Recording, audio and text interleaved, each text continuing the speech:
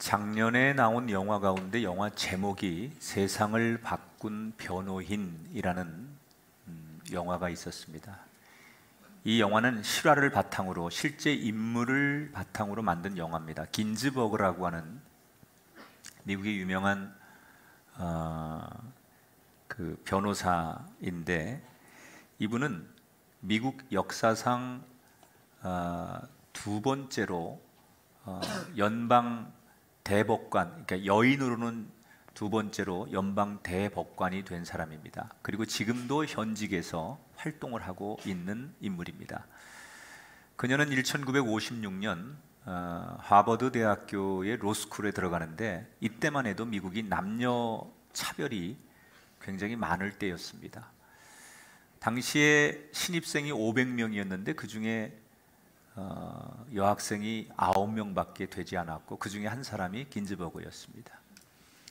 수석으로 학교를 졸업했지만 여성이라는 이유로 번번이 취업에서 떨어지게 되고, 어렵게 대학교 교수가 되었지만 남성들보다 매우 적은 봉급을 받으며 차별을 경험했습니다.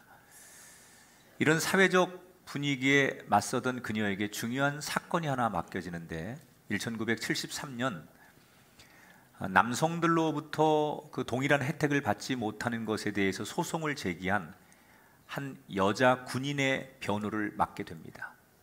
근데 이 변호를 맡으면서 긴즈버그는 많은 남성 단체로부터, 남성들로부터 위협을 받습니다.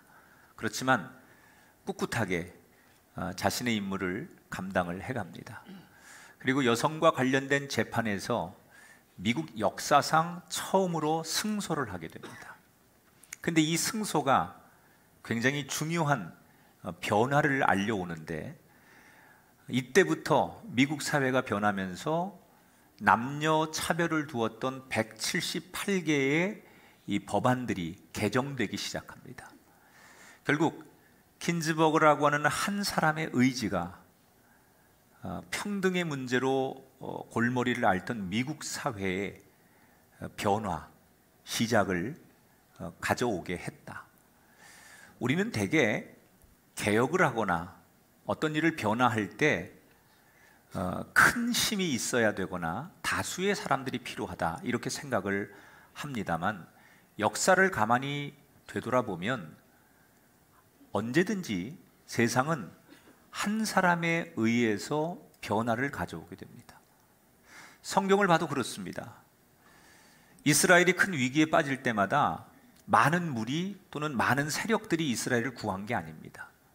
모세, 여호수아, 드보라, 기드온, 다윗, 엘리야, 다 그 시대 하나님을 감동시키는 한 사람들에 의해서 이스라엘을 구하고 이스라엘의 변화를 가져오게 됩니다. 오늘 우리가 만날 창세기 18장의 후반절의 이야기도 같은 맥락에서 이해를 하시면 될 것 같아요. 하나님께서 소돔과 고모라를 무조건 심판하려고 생각하셨어요. 그런데 아브라함 한 사람의 기도 때문에 비록 조건부이긴 하지만 구원이 허락이 됩니다. 소돔과 고모라의 운명을 바꾼 아브라함, 도대체 그는 어떻게 하나님을 감동시킨 거고 하나님 보좌를 움직였을까? 자, 지난 시간에 하나님께서 아브라함에게 찾아오신 이야기를 소개해드렸어요. 마치 암행어사처럼 은밀하게 아브라함에게 찾아오신 하나님. 왜 찾아오셨다고 했죠? 아브라함의 믿음을 검증하기 위해서. 그 찾아오신 하나님 앞에 감출 것 없이 자신을 솔직하게 드러낸 이 아브라함은 결국 하나님의 믿음의 검증을 통과했다, 이렇게 여러분에게 소개를 해드렸습니다. 그리고 아브라함의 믿음을 검증하신 하나님께서 그 집을 이제 떠나시게 됩니다. 그리고 다음 목적지로 출발하는 것으로 오늘의 성경 이야기가 시작이 됩니다. 자, 16절을 함께 보겠습니다. 그 사람들이 거기서 일어나서 소돔으로 향하고 아브라함은 그들을 전송하러 함께 나가니라. 자, 두 천사와 하나님이 이제 아브라함의 집을 떠나며 다음 목적지로 가는 거예요. 아브라함이 살고 있는 헤브론에서 소돔까지는 한 9km쯤 떨어져 있었습니다. 근데 아브라함이 뭘 해요? 하나님을 배웅했습니다. 하나님을 끝까지 나가서 배웅했어요. 많은 성경학자들이 아브라함이 어디까지 하나님을 배웅했을까라고 하는 걸 연구해서 내놓은 거 보니까 사해 바다가 내려다 보이는 그 언덕 지점까지 갔을 것이다, 이렇게 설명을 해요. 그러면 그 거리를 환산하면 한 4.8km 정도 됩니다. 아주 짧지 않은 거리를 아브라함이 하나님을 배웅하기 위해 그곳까지 같이 갔어요. 아브라함은 찾아오신 하나님을 잘 대접하는 것으로 만족하지 않고 마무리, 하나님이 돌아가실 때까지 끝까지 최선을 다했어요. 왜 그랬을까요? 그게 아브라함의 마음이에요. 뭘 보여주려고 한 걸까요? 하나님이 나한테 얼마나 소중한 분인지 아십니까? 그거예요. 왔다가 가면 안녕히 가세요, 그게 아니라 끝까지 그 긴 거리를 배웅하러 나갔다라고 하는 그 얘기는 뭐예요? 하나님이 내 인생에 나에게 얼마나 소중한 분인지를, 그의 마음속에 있는 하나님에 대한 생각을 행동으로 드러내 준 거예요. 그걸 지켜보신 하나님이 너무 흡족하신 거예요. 여러분, 우리가 하나님께 기쁨이 된다는 거, 이게 얼마나 귀한 일인 줄 아십니까? 내가 하나님의 기쁨이 되어드리는 거. 우리의 예배가, 우리의 삶이, 그게 무슨 일을 하든지 간에 하나님 앞에 기쁨이 되어드리는 거. 지금 하나님이 자신을 배웅해주고 자기를 흡족하게 해주고 얼마나 하나님이 내 인생에 중요한 분인지 몰라요 라고 하는 것을 행동으로 드러내는 아브라함을 바라보시면서 하나님 너무 기쁘니까, 자기를 기쁘게 해주니까 하나님께서 혼잣말로 이렇게 중얼거리는 내용이 17절의 내용이에요. 같이 읽어보겠습니다. 여호와께서 이르시되 내가 하려는 것을 아브라함에게 숨기겠느냐. 여러분, 우리가 하나님 앞에 기쁨이 되면 하나님께서는 자신의 깊은 마음을 우리에게 알게 하시고 공개하시고 공유하게 하시는 분이에요. 하나님이 지금도 우리가 살아가는 이 시대에도 하나님의 마음을 알리고 그 하나님의 마음을 공유해서 함께 일할 사람을 찾고 계십니다. 바라기는 이 땅의 77억의 인구 가운데 여러분이 그 하나님의 눈에 들고 하나님의 마음을 기쁘게 해드려서 그 하나님의 당신의 마음속 깊은 계획을 여러분에게 털어놓을 수 있는 그 한 사람이 되기를 주님 이름으로 축원합니다. 하나님이 두 천사를 소돔에 먼저 보내시고 아브라함에게 자신의 계획을 소상하게 이야기하기 시작해요. 너 소돔과 고모라 알지? 내가 지금 거기 가는 목적은 그 땅을 더 이상 두고 볼 수 없어 심판하러 가는 것이다. 그냥 하나님께서 소돔과 고모라를 방문하는 목적을 아브라함에게 얘기하시는 거예요. 심판하러 가신다는 거예요. 여러분, 하나님이 우리에게 방문하시는 목적이 여러 가지 있어요. 이렇게 아브라함의 가정을 축복하시기 위해 때로는 기도 응답에 방문도 하실 때도 있고, 아니면 검증하기 위해 방문하실 때도 있고, 지금처럼 하나님 뭘 하러 가시는 거예요? 심판하러 가시는 거예요. 그런데 지금 하나님께서 소돔과 고모라를 심판하는 이 심판은 신학적으로 우리가 보편적 심판 이렇게 얘기해요. 평상시에는 죄 지은 사람만 골라서 그 죄를 지은 거에 대해서 책임을 물으면 돼요. 그렇잖아요. 누가 잘못했으면 그 사람만 책임을 묻고 페널티를 주면 되지요. 그런데 지금은 그게 아니에요. 보편적 심판은 그 땅에 거하는 의인이든 악인이든 다 하나님 앞에 다 심판을 받는 거예요. 이건 이런 거예요. 이 비유가 적절할지 모르겠는데, 여기 휴지가 있으면 그냥 주스면 돼요. 그런데 이걸 쓰레기통에 자꾸 넣어서 쓰레기통이 다 차면 더 이상 쓰레기통이 담을 데가 없으면 쓰레기통을 비워야 되잖아요. 소돔과 고모라가 심판당하는 건 지금 보편적 심판이에요. 그 땅을 더 이상 그대로 두고 볼 수 없던 하나님께서 가서 그 땅을 이제는 죄가 너무 가득 찼기 때문에 한번 이걸 비워야 되겠다. 이 하나님의 계획을 듣는 아브라함이 갑자기 가슴이 뛰고 얼굴이 벌개지고 정신이 몽롱해지는 거예요. 왜? 거기에는 내가 도저히 모른 척 할 수 없는 인물이 하나 살고 있었어요.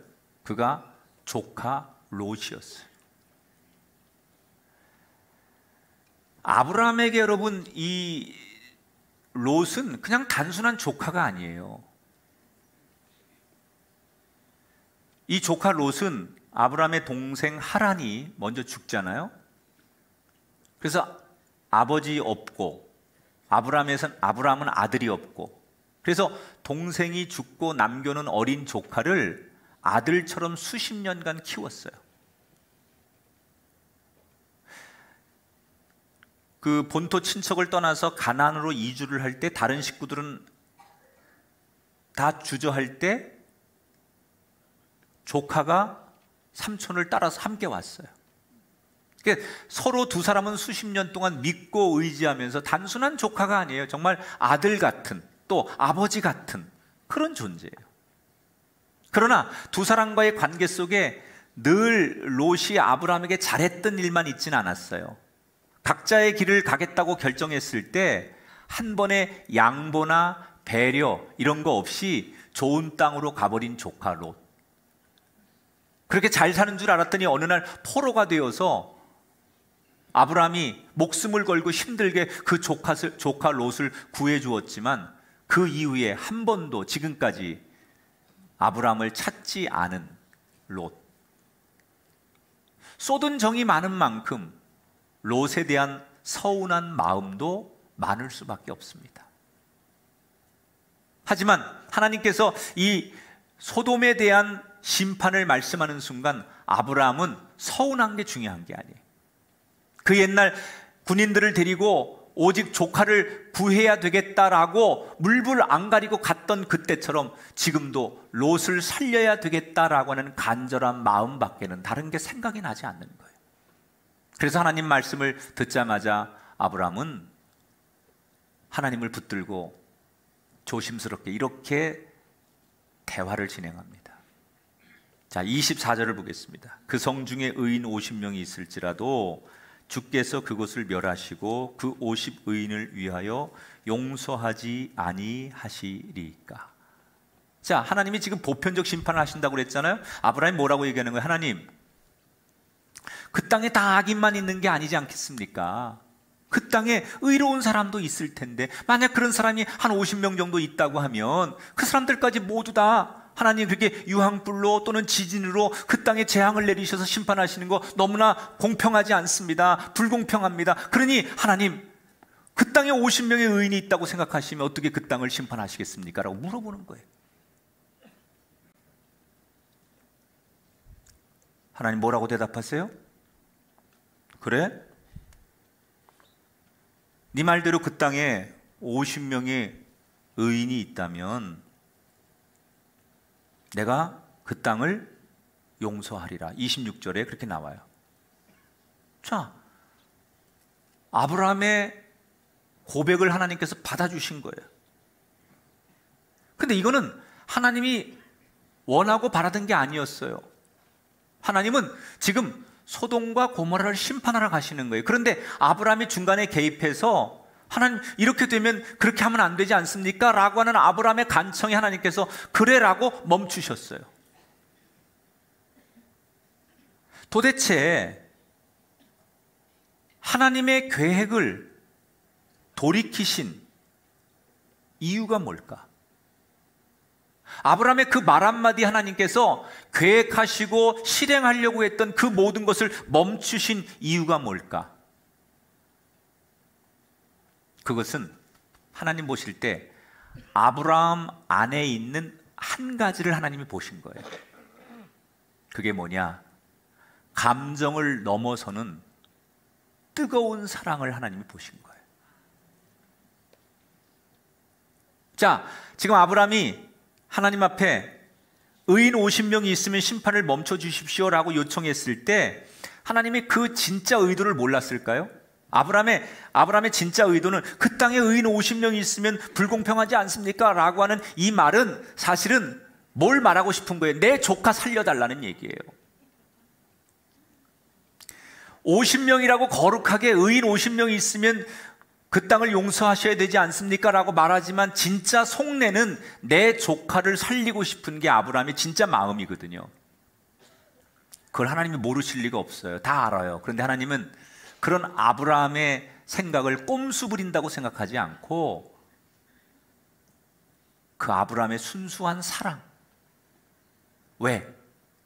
조카에게 얼마든지 서운한 감정을 가질 수 있을 텐데 그 서운한 감정을 넘어서 그를 긍휼히 여기는 그 사랑하는 마음을 보시면서 하나님은 꼭 내 맘 같다라고 생각한 거예요. 지난날 하나님도 인간들에게 서운한 게 많았어요. 그러나 서운한 건 서운한 거고 끝없이 인간들에게 한없는 사랑으로 그때마다 긍휼함과 사랑으로 그들을 대해오신 하나님, 그 마음과 아브라함이 조카를 대하는 마음이 똑같은 거예요. 내 마음 같은 거예요. 하나님도 인간에 대한 섭섭함이 많았는데 그래도 그 섭섭함 때문에 인간을 멸하지 않고 그때그때마다 긍휼함으로 용서하고 사랑했던 그 하나님의 마음이나 조카에 대한 섭섭함이나 서운함이 많을 텐데 그것이 중요한 것이 아니라 조카를 구해야 되겠다라고 하는 그 사랑의 마음이 어찌 내 마음과 똑같은 거예요. 하나님 그걸 보신 거예요. 그래서 하나님은 비록 조건부이지만 소돔과 고모라에 임하려고 했던 하나님의 심판을 멈추게 됩니다. 여러분, 오늘 성경에 등장하는 이 하나님은 지금 나의 하나님이고 여러분의 하나님이십니다. 우리는 그 하나님을 동일하게 믿고 있습니다. 하나님을 믿는다는 건 뭘 말하는 걸까요? 하나님을 믿는다는 건 하나님의 마음으로 사는 것을 의미하는 거예요. 하나님을 믿는다는 것은 하나님처럼 살기 위해서 노력하는 거예요. 물론 연약한 우리가 하나님처럼 산다는 것은 100% 하나님처럼 산다는 것은 불가능한 일입니다. 그러나 할 수 있는 한 최선을 다해서 흉내라도 내는 그런 사람이 믿는 사람이에요. 그러면 우리는 하나님처럼 어떻게 살아야 될까요? 하나님은 섭섭함도 있고 인간에 대해서 미운 마음도 분명히 있지만 그러나 그런 감정보다는 긍휼한 마음으로 인간을 먼저 바라보시고 대하시고 사랑하셨듯이 오늘 우리들도 하나님 마음처럼 나한테 섭섭하게 대하는 가족, 나한테 미움의 대상인 이웃, 나에게 원수처럼 여겨지는 그 사람들에 대해서 그것만 바라보지 말고 그들을 불쌍히 여기고 긍휼히 여기고 그들을 위해 기도하는 그 마음, 그것이 하나님 마음을 품고 사는 거고 그것이 이 시대의 아브라함이 되는 거예요. 그렇게 우리가 그럼에도 불구하고 사랑하려고 마음먹으면 하나님께서 그때 우리의 그 마음을 보시고 우리의 기도에 응답하는, 여러분을 특별히 더 귀히 여기는 그런 사람이 될 줄 믿습니다. 아브라함에게 임했던 그 한 영혼을 사랑하는, 긍휼히 여기는 그 마음이 여러분에게, 여러분의 삶 가운데 임하시기를 주님의 이름으로 축원합니다. 자, 아브라함이 일단은 급한 불을 껐어요. 하나님, 거기에 의인 50명 있으면 심판을 멈추셔야 되지 않습니까? 그래서 하나님 그러겠다고 그랬어요. 그런데 얼마 지나지 않아 아브라함의 머릿속에 불안한 생각이 떠오르는 거예요. 만약에 50명이 되지 못하면 어떡하지? 의로운 사람 50명 있으면 된다고 했는데 만약에 가서 보니까 50명이 안 되면 어떡하지? 그래서 아브라함은 다시 하나님 앞에 염치불구하고 다시 한번 구하는 거예요. 하나님, 50명이라고 그랬는데 가서 보니까 50명에서 5명이 모자라는 45명밖에 안 되면 그래도 용서해 주실 거지요? 우리가 생각할 때는 하나님 앞에 절해도 되나? 이렇게 생각이 드는데, 놀랍게도 하나님은 그래, 45명의 의인도 용서해야지, 45명이 있다면 용서해야지. 그리고 아브라함의 요구를 받아주십니다. 근데 이때 아브라함이 후회가 되는 거예요. 진짜 45명이 혹시 또 안 되면 어떡하지? 45명 중에 한 명이 모자라서 44명이거나 2명이 모자라서 43명이면 안 되잖아요. 그래서 다시 염치불구하고 세 번째 하나님 앞에 구합니다. 만약에 의로운 사람이 40명밖에 안 되면 어떻게 되는 겁니까? 하나님 말씀하시기를, 그래? 40명밖에 안 된다면 그래도 그러면 용서해 줘야지. 그리고 그 이후에 아브라함은 계속 불안함을 견디지 못하고 3번을 더 부탁해서 30명, 20명, 10명, 마지막 10명의 의인만 있어도 그들을 봐서라도 그 2 도시를 제발 용서해 달라고 부탁을 해요. 자, 맨 처음에 아브라함이 왜 50명부터 시작했다가 맨 끝에는 10명에서 협상을 끝냈을까요? 소돔과 고모라는 2개의 도시예요. 거기에는 5개의 큰 성이 있어요. 그러니까 한 성마다 의로운 사람 10명쯤은 나오겠지, 대표로. 그래서 50명 정도 생각했던 것 같고요. 10명을 끄는 이유는 2가지예요. 10명에서 더 이상 협상을 5명 뭐 이렇게까지 안 내려가고 10명에서 멈춘 이유는, 유대인들은 전통적으로 유대인들이 모여서 최소한 공동체를 이루려면 최소 기본이 10명부터 시작해야 돼요. 그런 전통적인 관습이 있고, 2번째, 아브라함이 생각할 때 롯은 하나님을 믿는 사람이니까 그의 가족들만 숫자를 헤아려도 10명은 될 것이다 라고 혼자 생각을 한 거예요. 지금 아브라함은 6번이나 하나님의 뜻을 바꿔달라고 요청을 하잖아요. 그런데 하나님이 화가 날 법도 하고 또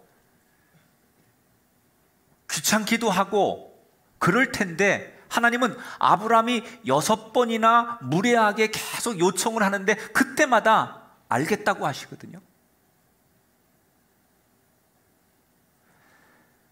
여러분, 아무리 우리가 친밀한 가족일지라도 이렇게 보통 이렇게 어른의 뜻을, 한번 결정된 어른의 뜻을 6번이나 번복하게 한다는 건 쉬운 일이 아니에요. 하물며 하나님이 계획하고 결정한 일을 6번씩이나 바꿔달라고 그렇게 말해서 그게 관철된다는 것, 이게 대단히 쉬운 일이 아니에요. 그런데 아브라함은 그걸 해냈어요. 어떻게 하나님이 결정하고 하나님이 진행하려고 하는 일을 한 번도 아니라 6번씩 바꿔낼 수 있었을까? 도대체 여기 뭐가 숨어 있는 걸까? 23절에 힌트가 나와요. 읽어보겠습니다. 시작.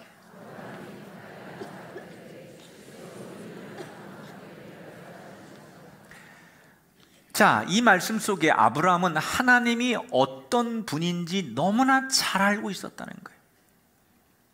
아브라함은 하나님에 대해서 너무 잘 알고 있었어요. 하나님이 어떤 분이신지. 하나님이 어떤 분이냐? 하나님은 의인을 절대로 버리지 않고 의인을 끝까지 살리시는 분으로 너무나 잘 알고 있었어요. 하나님이 의인을 버리지 않고 의인을 멸망시키지 않는 분이라는 것을 아브라함이 어떻게 알았을까요? 자기가 경험한 거예요. 조카 롯과 분가를 할 때 롯이 좋은 땅을 차지하고 아브라함은 형편없는 척박한 땅을 가졌어요. 그런데 결과적으로 하나님께서 아브라함을 더 번성하게 하셨어요. 롯을 구하겠다고 군사를 이끌고 갔을 때 힘겨운 싸움이었지만 아브라함은 믿음으로 하나님 앞에 맡기고 갔더니 하나님이 결국 이기게 하셨어요. 이미 이런 삶의 경험들을 통해서 아브라함은 하나님이 어떤 분인지를 너무나 잘 알고 있는 거예요. 하나님은 자신을 믿고 의롭게 사는 사람은 반드시 건져주시고 살려주시고 책임져 주시는 분이라는 것을 아브라함은 이미 자신의 삶의 경험을 통해서 알고 있었던 거예요. 그래서 하나님이 이런 분인 걸 알기 때문에 믿고 6번이나 하나님 앞에 간구하고 응답받을 수 있었어요. 여러분, 우리가 여러분이 골방에서 드리는 기도 또는 여러분이 혼자 드리는 그 기도가 여러분의 기도 안에 머물지 않고 그 기도가 타인을 바꾸고 세상을 바꾸는 기도, 아니 여러분의 기도가 하나님의 계획까지도 잠시 멈추게 하고 여러분의 기도 때문에 하나님의 생각과 마음을 바꾸시게 하는 기도를 드리려면 뭐가 필요할까요? 기도의 분량을 늘리는 게 필요할까요? 기도를 이렇게 큰 소리로 간구하는 게 필요할까요? 가장 필요한 게 뭐냐? 내가 기도드리는 사람으로서 하나님이 누구인지를 정확하게 알아야 돼요. 내 부모님이 뭘 좋아하는지 알아야 용돈을 받아낼 수 있거든요. 하나님이 뭘 좋아하시는지 알아야 응답받는 기도를 드릴 수 있는 거예요. 그러면 하나님이 어떤 분인지 어떻게 알까? 하나님이 어떤 분인지 알려고 하면 여러분, 말씀이 중요한 거예요. 그래서 여러분에게 큐티를 말씀드리는 거예요. 말씀을 보고 그 말씀을 묵상하고 나에게 주시는 하나님의 뜻을 아는 것, 설교를 그냥 듣는 사람이 아니라 그 설교를 메모하고 다시 가서 유튜브를 보고 메모한 그 내용을 또 보고 그리고 그 말씀을 또 찾아보고 이렇게 하나님을 알아가는 거예요.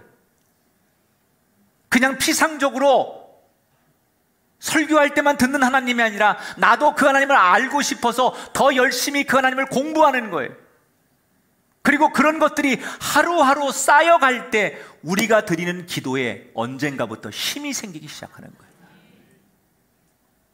그런 점에서 우리가 한번 돌아봤으면 좋겠어요. 우리가 드리는 기도, 지금까지 우리가 하나님 앞에 열심히 드린 기도가 하나님의 코드에 비껴간 기도는 아니었을까? 이번에 아카데미 시상식에서 기생충이 4관왕에 올랐을 때 봉준호 감독만큼 이슈가 된 또 한 사람이 봉준호 감독 옆에 있었던 통역사입니다. 근데 이 사람은 전문 통역사가 아니에요. 영화를 공부하는 영화학도예요.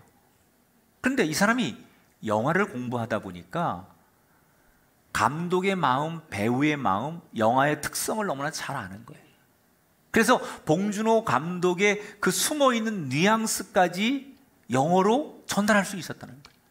만약에 이게 사람들이 동시 통역사가 이렇게 통역을 했다면 그런 디테일한 감정들, 이게 그 영화 속에 숨겨있는 얘기까지 봉준호의 마음을 100% 전하는 게 불가능했을 거라는 거예요. 너무 잘 아니까 그가 말하는 것 속에 어떤 의도인지 자기가 다시 그 마음을 잘 전할 수 있었다는 거예요. 아니까. 우리가 기도로 세상을 바꾸고 인생을 바꿀 수 있다면, 그런 기도를 할 수 있다면 얼마나 좋겠어요. 여러분이 드리는 그 기도가 단 1분을 묵상하고 단 하루의 기도일지라도 그 기도가 응답이 되고 영향력 있는 기도가 될 수 있다면 얼마나 좋겠어요. 여러분, 그런 기도를 드릴 수 있기를 원하신다면 여러분에게 축복합니다. 하나님을 더 알기를 힘쓰십시오. 하나님을 잘 알아야 돼요. 그래서 여러분, 이 설교 시간을 그냥 듣지 마세요.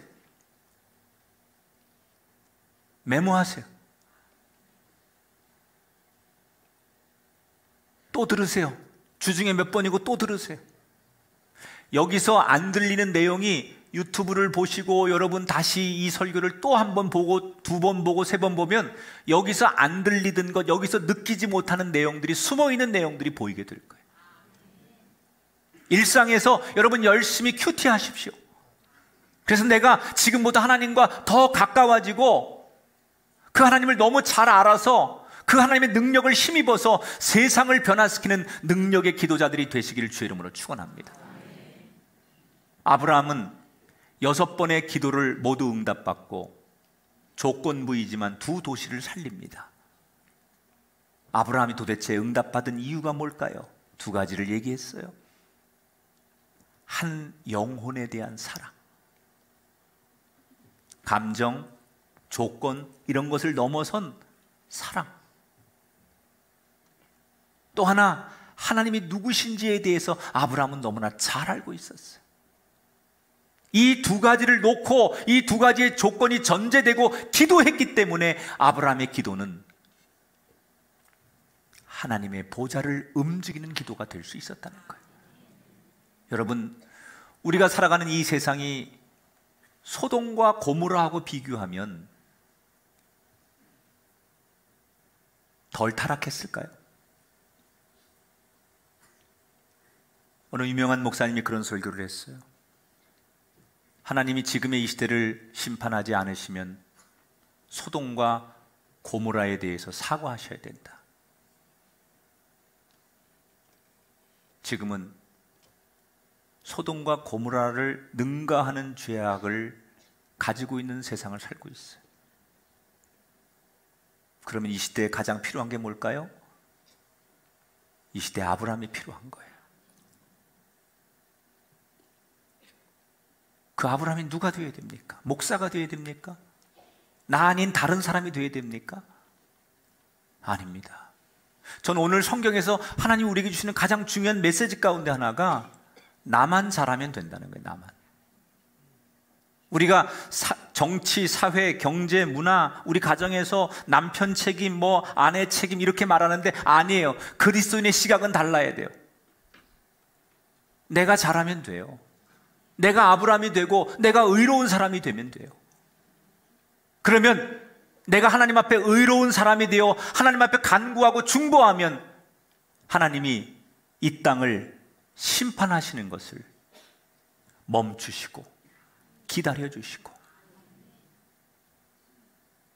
오늘 저와 여러분 이 말씀을 통해 세상을 원망하고 다른 사람들에 대해서 비난의 화살을 쏟아내는 우리가 아니라 내가 하나님 앞에 의로운 사람이 되겠다고 결심하십시오.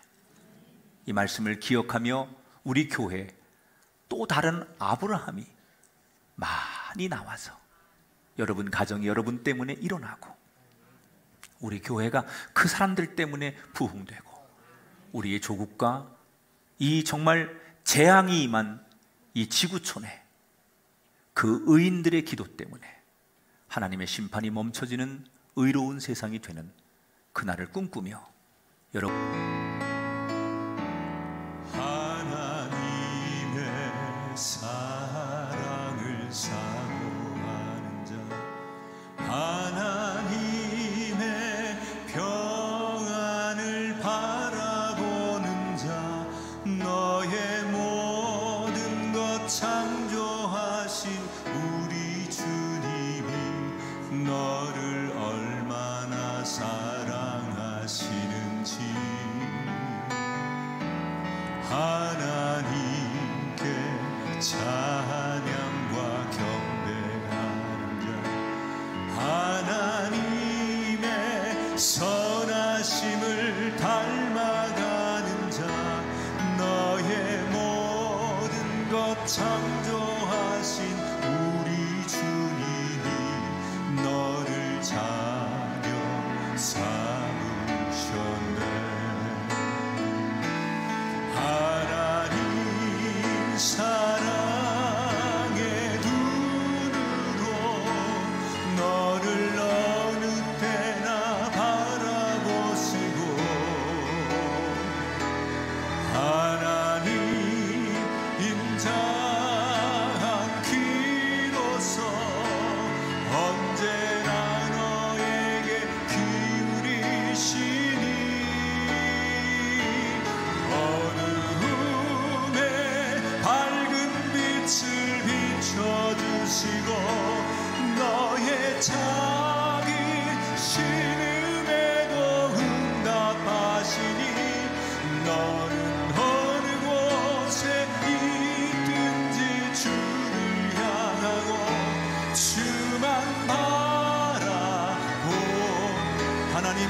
사랑의 눈으로 하나님 사랑의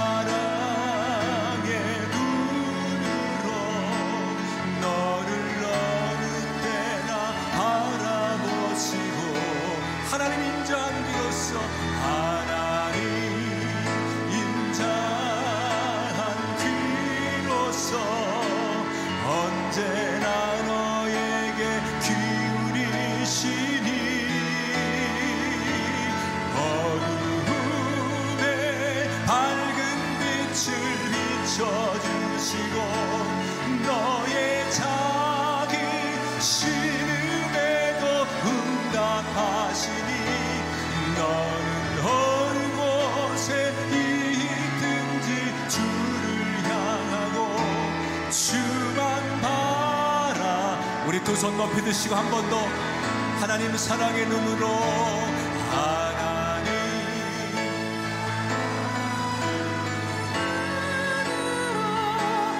너를 어느 때나 바라보시고 하나님 인자한 귀로서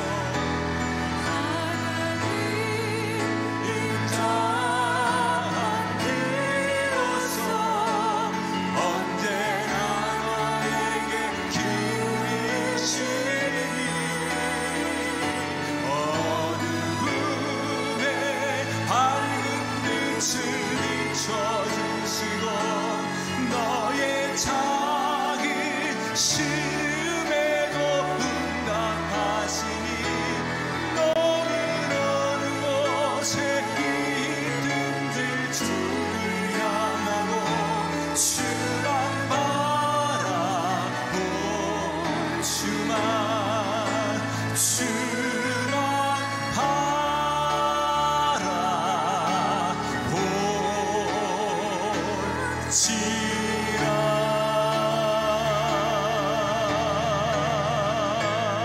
하나님 앞에 영광의 박수 올려드립니다. 어려운 삶의 현실에 부딪힐 때마다 우리는 세상을 원망했고 뜻대로 되지 않을 때마다 나를 원망하기도 했습니다.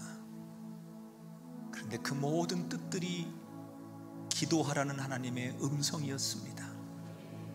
무슨 일을 만나든지 하나님 바라보고 기도하는 우리가 되게 하여 주옵소서. 하나님 말씀과 무관하게 기도하는 사람 되지 않게 하시고 하나님 뜻 안에서 기도하기 위해 더 많이 큐티하고 묵상하고 말씀으로 하나님을 만나게 하셔서 하나님이 누구신지 너무 잘 알기 때문에 그래서 기도하는 저희가 되어서 하나님의 능력을 힘입는 능력의 기도자가 되게 하여 주옵소서. 오늘도 우리 드림 키즈 빌리지에서 어린아이들이 고사리 같은 손으로 두 손 모으고 하나님 앞에 부모를 위해 기도하고 교회를 위해 기도하고 나라를 위해서 어린아이들이 기도합니다. 주여 그 순수하고 순진한 아이들의 기도를 받아주셔서 이 땅에 재앙이 사라지게 하시고 가정의 먹구름이 떠나가게 하시고 그 의인의 눈물 때문에 우리가 회복되듯이 우리도 누군가를 그렇게 살릴 수 있는 어린아이 같은 의인의 기도자들이 되게 하여 주옵소서. 오늘 우리 교회 안에서 많은 예배와 많은 모임들이 있는데 그곳마다 성령이 역사하셔서 하나님 앞에 기쁨이 되는 모임과 주일의 예배들이 되게 하여 주옵소서. 오늘 11조엠을 드리고 감사엠을 드린 그 손길을 기억해 주시고 하나님 그 물질이 흘러가는 곳에 하나님의 영광이 나타나게 하시고 복음으로 생명이 살게 하시고 다음 세대를 일으키게 하시고 하나님 앞에 굶주리고 꼭 하나님의 사랑이 전해져야 하는 곳에 그 물질을 통하여 하나님을 전하는 일에 쓰임받게 하시고 예물을 드린 그 손길 그 가정 그 기업마다 창대한 복을 주셔서 하나님의 살아계심을 간증하는 주인공들 되게 하여 주옵소서. 병든 자를 향하여 명령하노니 회복될지어다. 가정에 소망을 가지고 일어서야 될 가정들이 오늘 말씀 앞에 예배 앞에 회복될지어다. 꿈을 잃고 좌절하는 젊은이들이 소망 가운데 일어날지어다. 이제는 우리 주 예수 그리스도의 은혜와 하나님 아버지의 극진하신 사랑하심과 성령님의 감화 감동 역사하심이 우리 가운데 영원히 함께하기를 축원하옵나이다.